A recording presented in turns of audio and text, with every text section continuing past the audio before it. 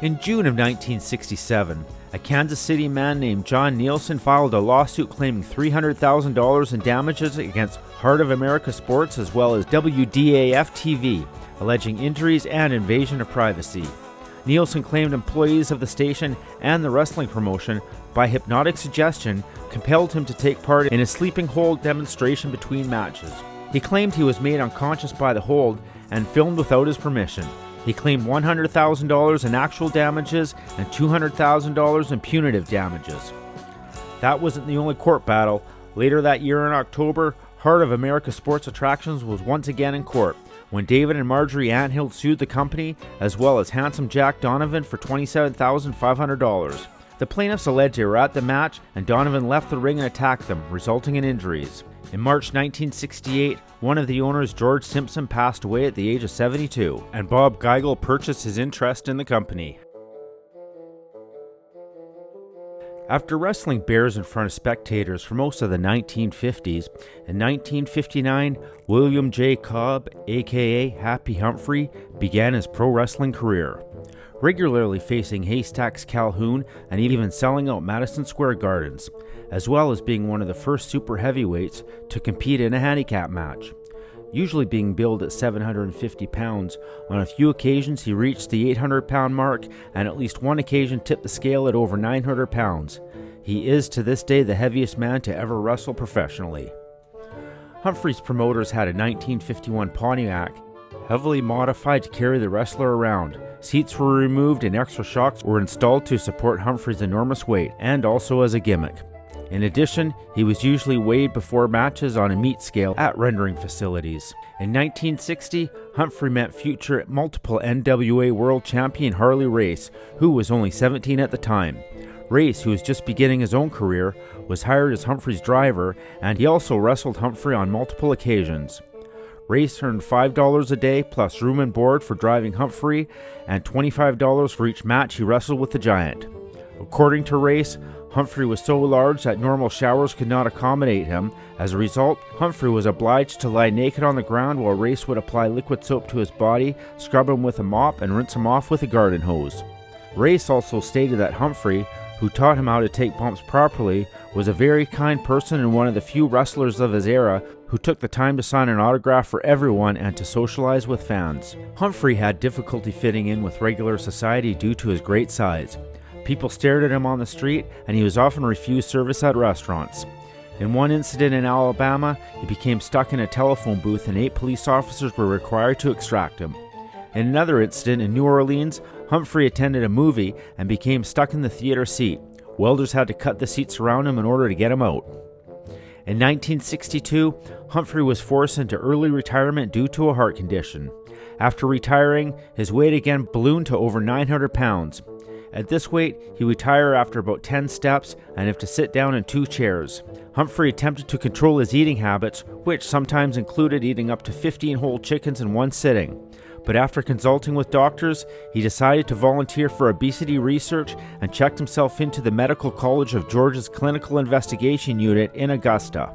Upon entering the clinic, he weighed 802 pounds. For 2 years, Humphrey followed a strict doctor-controlled diet. He was not allowed to exercise in order to avoid fluid loss via sweat. He was also confined to the air-conditioned clinic itself. In the spring of 1965, Humphrey left the clinic where he had lived the 2 previous years. He weighed a comparatively healthy 232 pounds, a total loss of 570 pounds since he was admitted. Humphrey won a place in the Guinness Book of World Records as champion slimmer for his weight loss.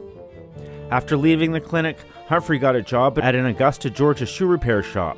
He stated that he missed the sport and mixing it up with other wrestlers, but was looking forward to a new life as a normal-sized individual. In 1973, he competed in a battle royal in Georgia for promoter Ann Gunkel and was back to 625 pounds. In 1975, Humphrey appeared in the film The Moonrunners as Tiny the Syndicate Man, the TV show the Dukes of Hazzard was based on. In later years, Humphrey could never control his own weight and died of a heart attack on March 14, 1989 at 62 years old. At the time of his death, he weighed over 600 pounds. Originally recruited by Gus Karras to do odd jobs for the promotion, As well as chauffeuring around the 800-pound Happy Humphrey, Harley Race soon was training under some of the veterans like Buddy Austin and Stanslis and Waldeck Zabisco, who operated a farm in his native Missouri. At the age of 18, already 6'1" and 225 pounds, he moved to Nashville and began wrestling under the ring name of Jack Long, forming a tag team with storyline brother John Long.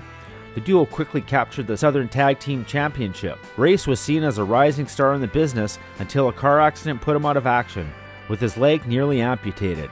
His pregnant wife, Vivian Louise Jones, died instantly. They had been married just over a month.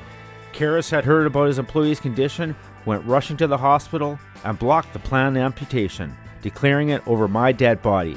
In doing so, he saved Race's leg. Although he recovered, doctors told Race that he might never walk again, and his wrestling career was definitely over.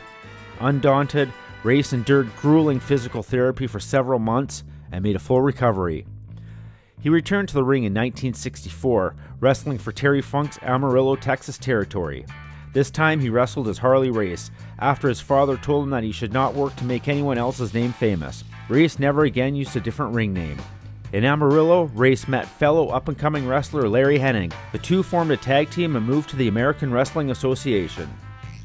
In 1973, he returned to Kansas City and did very well teaming with Roger Nature Boy Kirby. As well as a singles wrestler, he held the NWA Missouri Heavyweight Championship, as well as the Mid-Atlantic version of the NWA United States Heavyweight Championship. He also started what would be many tours to Japan in All-Pro Wrestling, where he faced Giant Baba. He worked with All Japan from 1973 to 1989. In 1973, Race also took the nickname Mad Dog and faced NWA World Heavyweight Champion Dory Funk Jr. in Kansas City. Race emerged from the battle as the new champion in what was perceived by fans as a stunning upset. Behind the scenes, Funk had pulled out of losing the title to Jack Briscoe, citing injuries in a truck incident. In truth, Amarillo promoter Dory Funk did not want his son losing to a fellow babyface. A title defense from his first reign held in Calgary against Klondike Bill aired as the main event on an episode of the promotion's Stampede Wrestling program. Most of his televised matches of this era were squash matches held in television studios. Though Race held the title for only a few months, losing it to Briscoe in Houston, Texas in July, he became a worldwide superstar. Race became involved in the ownership side of wrestling, buying a portion of the Kansas City and later St. Louis territories.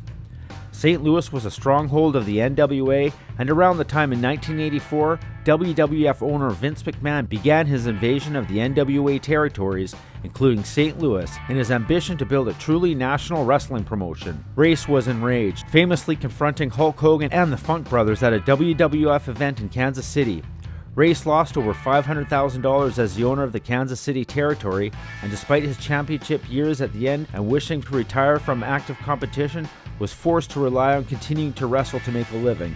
He continued to travel the United States and abroad and signed with McMahon's WWF in 1986. Throughout the years, Race continued running World League Wrestling and his wrestling camp in Eldon, Missouri. Over the years, he needed surgery to his neck, hip replacements, knee replacements, and had 5 vertebrae in his back fused together through the years of taking hard bumps. In May 2017, he broke both legs in a fall at his home, one in several places. He needed 4 blood transfusions during surgery. Race will continue to promote World League Wrestling until his death while still in rehab. On August 1st, 2019, it was revealed by longtime friend Dustin Rhodes that Race had died from lung cancer at the age of 76. Me, I know the decent boys over at the New Deal, and the prices can't be beat. How do I know? Because I traveled all over the world, wrestling and shopping. If you don't get the best deal, call me. Special sale on all Whirlpool. The decent boys at the New Deal refuse.